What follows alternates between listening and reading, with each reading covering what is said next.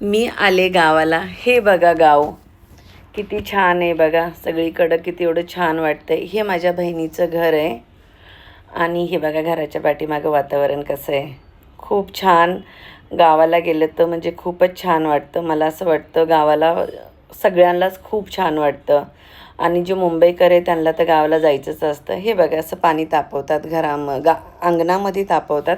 काही लोक साईटला पण काही असतं त्यांचं असं तिथं पण तापवतात. पण आमच्याकडं गावाला पाणी असं गरम करत नाही. असं म्हणजे गिझर वगैरे नाही आहे. असं चुलीवरतीच गरम करतात पाणी.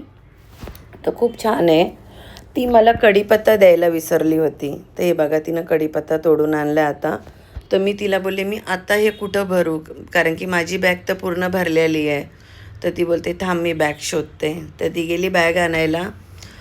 तर खूप मजा आली गावाला. आम्ही खूप गप्पा वगैरे मारल्या आणि म्हणजे गावाला म्हणजे त्यांच्या घराच्या पाठीमागं आंब्याचं झाड होतं. कच्चे आंबे वगैरे तोडले, पिकलेले पण तोडले. म्हणजे पिकलेले पण आंबे झाडाचे तोडले आणि कच्चे पण तोडले.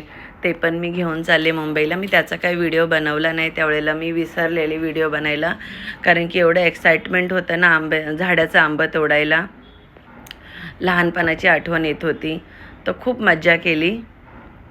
आणि हे बघा म्हणजे आता माझा बॅगेमध्ये कढीपत्ताही भरते आणि आता मी निघणार आहे मुंबईला जायला.